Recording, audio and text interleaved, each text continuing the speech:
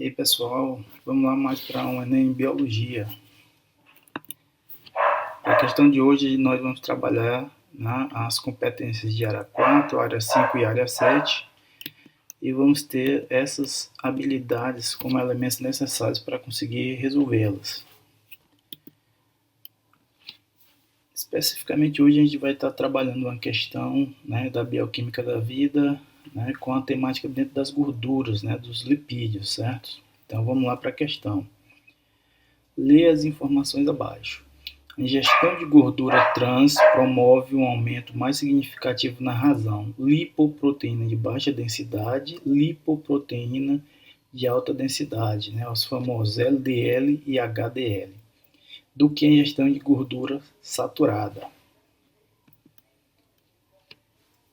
E vamos ter aqui que, para a Agência Nacional de Vigilância Sanitária, a Anvisa, um alimento só pode ser considerado zero trans quando contiver quantidade menor ou igual a 0,2 gramas desse nutriente, não sendo recomendado consumir mais que 2 gramas de gordura trans por dia.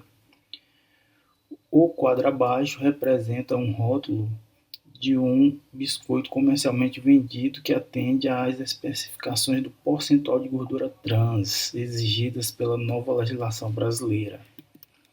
Então está aqui a informação nutricional, ou seja, uma porção de 30 gramas que representa 2 biscoitos, ele vai ter aí, na tabela nutricional, carboidratos 19 gramas, gorduras totais 7,3, gordura saturada 3,4 e gordura trans 0,5. Então vamos discorrer um pouco aqui sobre a questão das gorduras. Então, como elemento básico, dentro da constituição molecular das gorduras, a gente vai ter essas cadeias longas aqui de carbonos de ácido graxo, certo? Esses ácidos graxos, eles vão estar aí, separados em ácido graxo saturado, o ácido graxo insaturado e os ácidos graxos insaturados trans, tá? Então, quando as moléculas se acoplam e formam a gordura, o que a gente vai observar? A gente vai ter as gorduras basicamente de 2 tipos. As gorduras insaturadas e as gorduras saturadas. Tá? Saturadas por quê? Porque elas só têm ligação simples. Tá? E insaturadas porque em determinados pontos vão existir ligações duplas. Tá? Então, o que vai acontecer? Na natureza, é muito incomum a ocorrência de gordura trans. Tá? Mas, no dia a dia, na nossa vida, a indústria acabou tendo um recurso que foi o quê? Gerar essa gordura trans a partir de um processo chamado hidrogenação, tá? Geralmente, essa hidrogenação ela vai ocorrer lá nas gorduras insaturadas, que são comuns nos vegetais. Então, através de um processo industrial, vão se realizar ligações de hidrogênios na gordura insaturada, de forma que vai formar a gordura trans.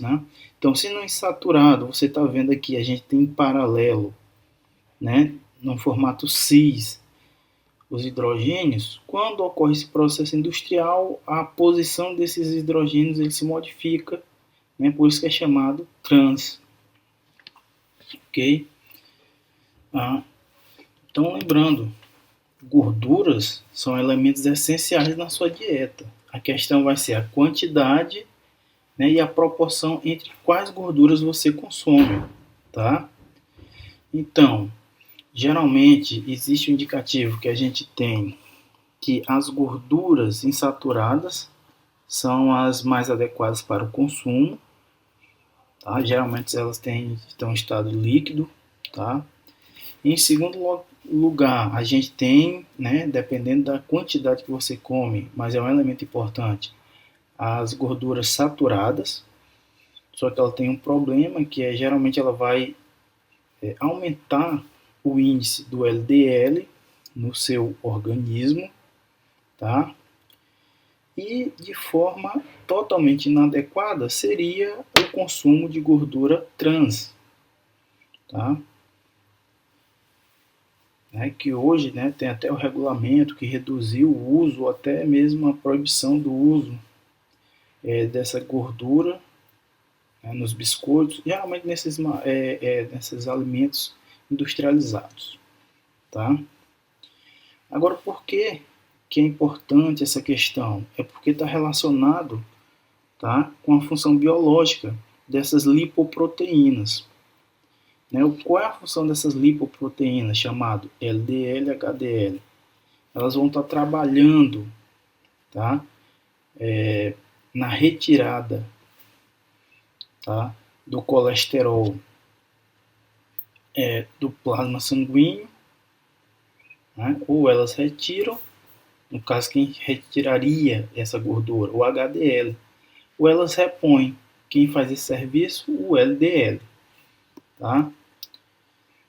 Então aqui a gente pode ter mais ou menos, né, essa noção, tá? Então quando você se alimenta, tá, o que é que vai acontecer?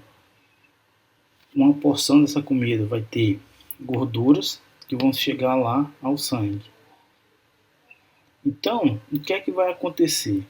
Vai acontecer o seguinte: o HDL, né, temos ele aqui, ele vai pegar essa gordura e vai carreá-la para o fígado, de forma que ela possa ser, né, a gordura no caso aí seria o colesterol, para que ela seja eliminada, tá? Agora, o que é que acontece? O LDL faz o contrário, ele retira esse colesterol do fígado e retorna para o sangue. Então a gente vê que a gente tem que ter uma relação onde a gente tenha HDL em maior proporção do que o LDL, para garantir o quê? Que a gente tenha mais retirada do colesterol do que, né, a reposição desse colesterol. Por quê? Porque esse colesterol, né, em excesso, ele enrijece a parede desses vasos sanguíneos. E aí, em um caso que se a pessoa apresentar pressão alta, o que é que acontece? Uma parede mais rígida tende a ser mais facilmente rompida. Mas, além disso, outro problema é que quando nós temos em excesso o LDL aqui nos vasos sanguíneos, ele acaba sendo oxidado, formando aquelas placas de ateroma, que é outro fator que facilita, né, a questão de ocasionar também um infarto, tá? E aí é nesse sentido que as gorduras trans são bem ruins. Por quê?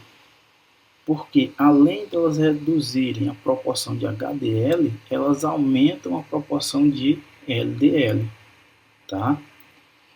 Então, né, a gente tem esse resumo aí da visão de como é que funciona, né, esse metabolismo, tá, das gorduras.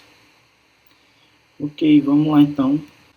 As informações apresentadas permitem concluir que o consumo diário excessivo do biscoito poderia provocar alteração de, olha, você vê que temos uma proporção de 0,5, ou seja, se você consumir 2 unidades deles, você já vai estar superando, né, o valor recomendado. E como a gente viu, qual é o problema da gordura trans? É que ela vai quebrar a proporção, né, em termos de relação do LDL e HDL, ou seja, nós vamos ter um aumento do LDL e logo da presença de colesterol no sangue, né, ou seja, aumentando sua concentração plasmática. Então, pessoal, tá aí, né, a nossa aula e até a próxima.